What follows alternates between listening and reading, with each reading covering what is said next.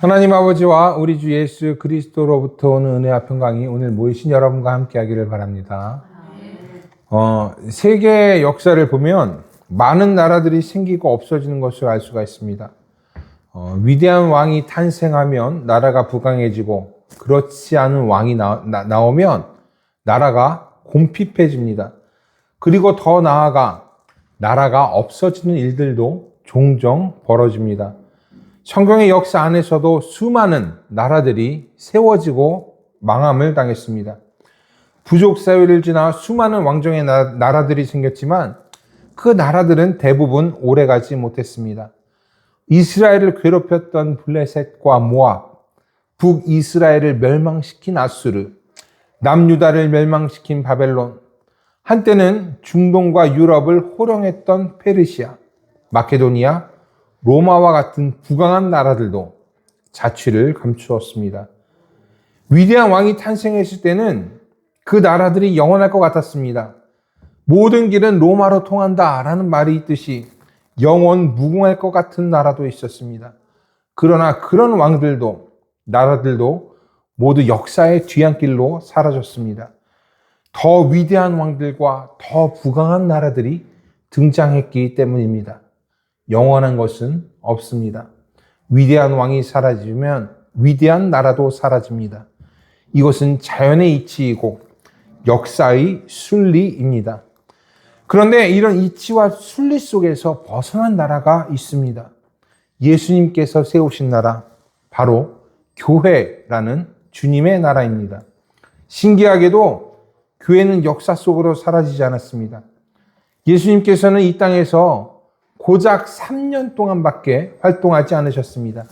그리고 예수님의 최후는 십자가에 달려서 돌아가시는 처형이었습니다. 그런데도 교회는 계속해서 불어났습니다. 예수님이 계속해서 함께 계신 것도 아니었습니다. 당시에는 긴 역사를 가지지도 못했습니다. 어떤 유구한 문화나 전통을 가진 것도 아니었습니다. 하지만 교회는요, 사라지지 않았습니다. 핍박을 당할 때도 있었습니다. 사람들에게 인정받지 못할 때도 있었습니다. 때로는 너무 커져서 정치에 휩쓸렸던 때도 있었고 세속화가 되어 신앙의 암흑길을 걸었던 때도 있었습니다. 하지만 교회는 망하지 않고 살아남았습니다. 얼마든지 망할 수 있고 사라질 수 있는 요소가 많았음에도 교회는 계속해서 꾸준히 그 명맥을 이어왔습니다.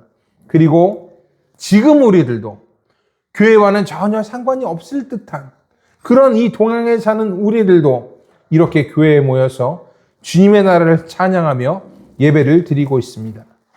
참으로 놀라운 일입니다. 교회는 어떻게 지금까지 존재할 수가 있었을까요?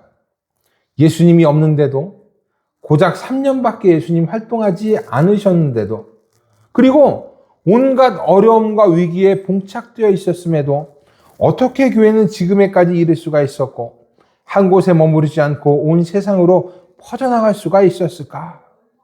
이는 말로 설명할 수 없는 일이고 교회가 가진 신비라고 저는 생각해요.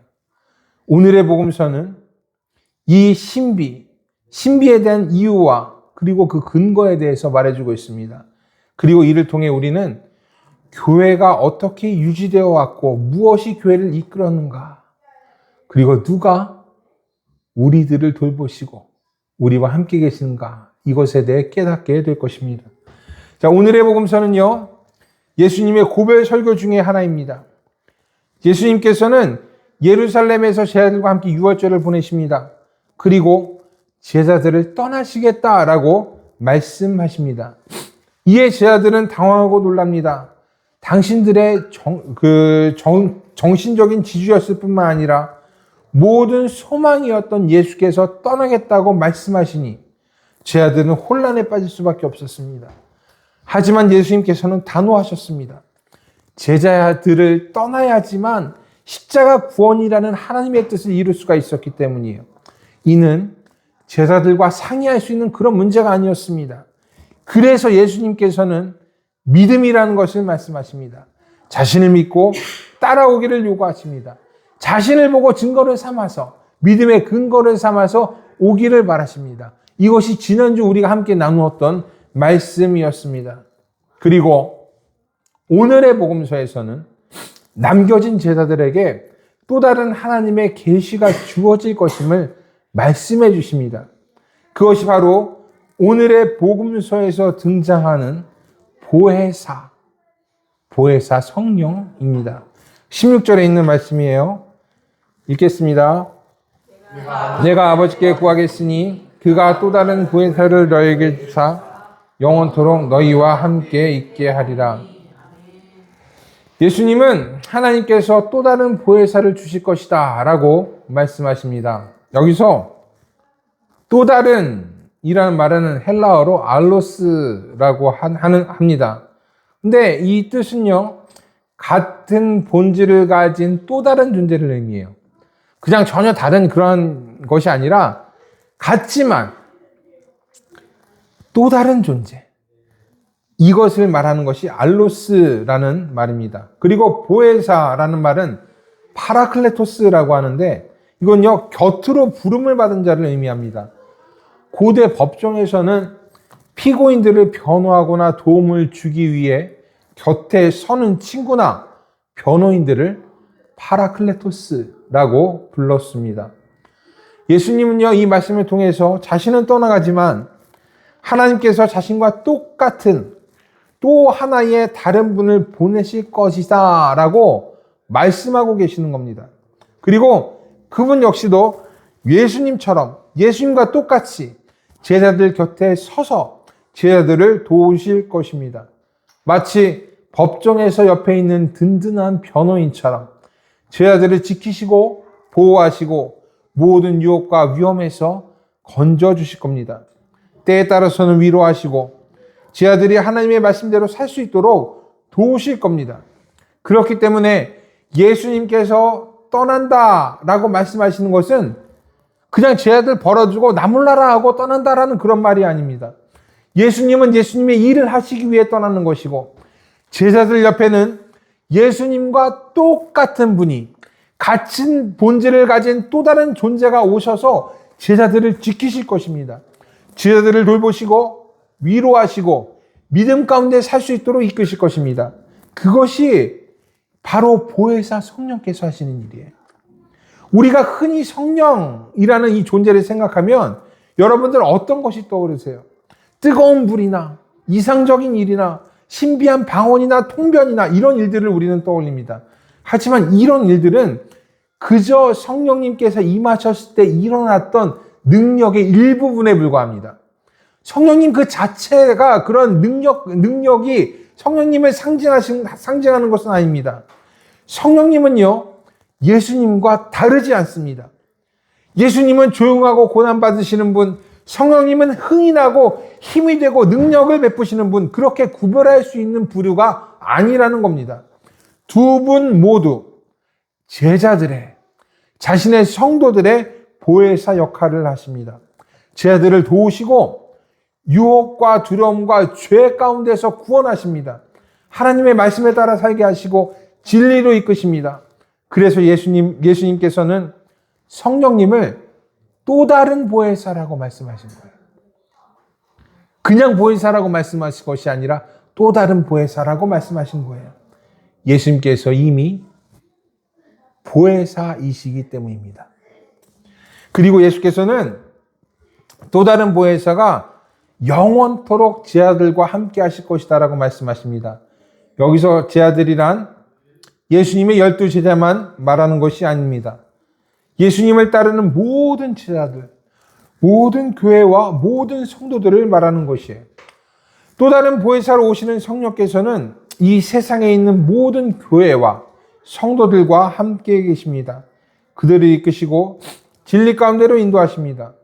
마귀의 유혹에서 지켜주시고 세상의 온갖 두려움과 거짓으로부터 보호해 주십니다. 예수님이 떠난다고 해서 예수님이 제자들을 버린 것은 아닙니다. 예수님이 이 땅에 보이지 않는다고 해서 예수님이 이 땅에서 사라진 것도 아닙니다. 예수님은 성령님을 통해서 제자들과 함께 계셨고 지금 우리와 함께 계십니다.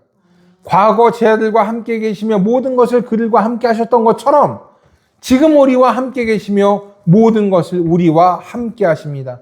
그래서 예수님께서는 18절에 이렇게 말씀하십니다. 내가 너희를 고아와 같이 버려두지 아니하고 너희에게로 오리라. 이 말씀대로 부활하신 예수께서는 성령을 통해 자신의 제자들과 지금 우리들과 함께 계십니다. 우리를 버려진 존재로 두시지 않는 것입니다. 고아처럼 보호받지 못하는 존재가 아니라 여기저기 치이고 다니면서 자기의 권리를 다 잃어버린 그런 존재가 아니라 하나님의 자녀로서 보호하시겠다라고 말씀하시는 것입니다. 그리고 부활을 통해 우리들에게 생명을 주십니다. 이 생명을 통해 우리를 죽어서 망하는 자로 두지 아니하시고 예수님처럼 살아있는 자가 되게 하실 것입니다.